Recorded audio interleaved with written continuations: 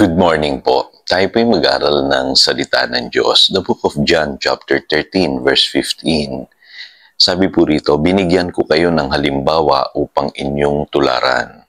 Now sa John chapter 15 verse 12, ito ang sabi ng ating Panginoon, ito ang aking utos, magmahalan kayo gaya ng pagmamahal ko sa inyo. To love others. So again, pinag-aaralan po natin yung mga patterns na makikita natin sa Biblia kung paano tayo makapamumuhay according do sa pattern o yung sabihin na po nating halimbawa na ibinigay ng ating Panginoon. At dito po, sabi ng Panginoong Hesus nung hinugasan niya yung paa ng kanyang mga alagad, sabi niya, binigyan ko kayo ng halimbawa upang inyong tularan. So ano po yung halimbawang yun? Nabanggit ko po kanina yung sinasabi sa John chapter 15 verse 12, dapat po tayo'y magmahalan gaya ng pagmamahal ng Panginoon sa atin. At alam niyo po, sabi sa 1 John chapter 3 verse 16, dito natin nakikilala ang tunay na pag-ibig. Inialay ni Kristo ang kanyang buhay para sa atin, kaya dapat din nating ialay ang ating buhay para sa kapatiran. So dito makakakita na naman tayo, malinaw po, pattern po sa Biblia, yung halimbawa na ginawa ng ating Panginoong Hesukristo, na dapat nating sundan. Kaya lamang po nakakalungkot po sa panahon natin ngayon, paulit-ulit na nangyayari yung trahedya na naganap sa Old Testament. Naalala niyo po ba nung pinatay ni Cain si Abel at tinatanong siya ng Diyos, nasaan ang iyong kapatid? Ang sagot niya sa Genesis chapter 4 verse 9, bakit ako ba ang tagapag-alaga ng aking kapatid?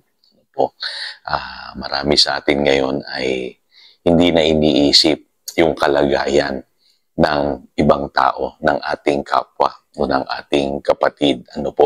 Kaya ang pattern ng mundo, makasarili. Inuuna lagi ang sarili. Hinuhuli yung kapakanan ng kapwa. Sa halip na dapat ang tanong natin sa ating sarili, yung sinasabi sa Luke chapter 10 verse 29, sino ang aking kapwa? So, nakikita po ninyo, sa henerasyong ito na meron po tayo ngayon sa sanlibutan, kaya marami pong kaguluhan kasi hindi na natin tinatanong sa ating sarili, sino ba ang aking kapwa? Sino ba ang aking dapat mahalin? Mas inuuna natin yung ating sarili. Kaya makikita po ninyo papasama ng papasama ang kalagayan ng mundo. At malinaw po sa Biblia, sinasabi po na tayo po mga Kristiyano, nakatutupad tayo sa kautusan kung tayo po ay nagmamahal. Ang sabi po sa Romans chapter 13 verse 8, sapagkat ang nagmamahal sa kapwa ay tumutupad sa kautusan. At ang sabi po sa verse 9, lahat daw po ng kautusan, nauuwing lahat sa isang utos pag-ibig. Ibigin mo ang iyong kapwa gaya ng pag-ibig mo sa iyong sarili. Kaya yung palang sinasabi ng Panginoong Hesus dun sa mga guro ng kautusan nung araw. Kasi kahit alam nila yung kautusan, hindi nila alam yung espiritu behind the law. Tayo po nasa panahon na ito na nakaunawa ng pag-ibig dahil sa ipinakitang halimbawa ng Panginoong Hesus. Dapat po gawin natin ito, ipamuhay natin ito upang ang sabi ng Biblia, matularan natin yung halimbawang ipinakita ng Panginoong Hesus. Kaya naniniwala po ako na may gantimpala po sa isang tao na marunong magmahal. At ang Biblia po, kailangan na makita natin ano ba yung katangian ng totoong nagmamahal sa kanyang kapwa. Unang-una po, dapat yung meron tayong initiative. Ganun ang Panginoong Hesus minahal niya muna tayo. Hindi tayo yung unang nagmahal sa kanya. Yun ang kulang sa atin. Kadalasan po kung magmahal tayo, sukli na lang. Yung binabalik na lang natin. At hindi po ganoon ang klase ng pag-ibig na gusto ng Panginoong Hesus ipamuhay natin. Dapat po meron tayong initiative. Tayo po yung nauunang magmahal, umunawa, magpatawad, magbigay sa ating kapwa. Pangalawa po, yung pag-ibig na meron pong compassion, malasakit. Yung nadadama mo dapat yung kalagayan ng ibang tao. Po, sa ngayon po hindi na sensitive ang marami sa kalagayan ng iba.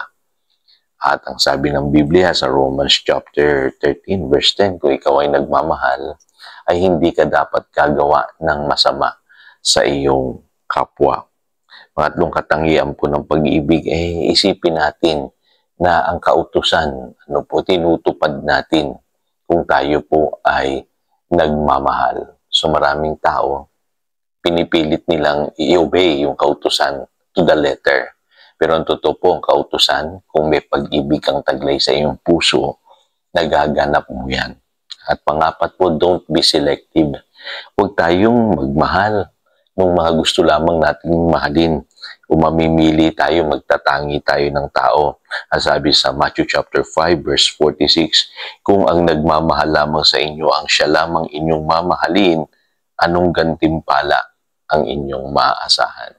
Kita po ninyo, may gantimpala pala yung totoong pag-ibig. Kaya mga kapatid, sundan natin itong halimbawa na ipinakita ng Panginoong Hesus. Ito po isang pattern for living na dapat po ipinamumuhay nating mga Kristiyano. Yung magmamahal tayo sa ating kapwa kung paano tayo minahal ng ating Panginoong Hesus. Tayo po'y manalangin. Dakilang Diyos, salamat. Muli nakakita na naman kami ng isang pattern sa Biblia na dapat naming sundan. Panginoon, turuan mo kami na maipamuhay namin yung John chapter 15 verse 12, yung magmahal kami gaya ng pagmamahal ng Panginoong Hesus sa amin. Turuan mo kami, Panginoon, at naniniwala kaming may gantimpala. Kaming matatanggap kung ipapamuhay namin ito. Salamat po. Yan ang aming panalangin in Jesus' name. Amen.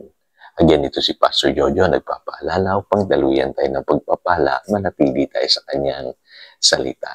Good morning.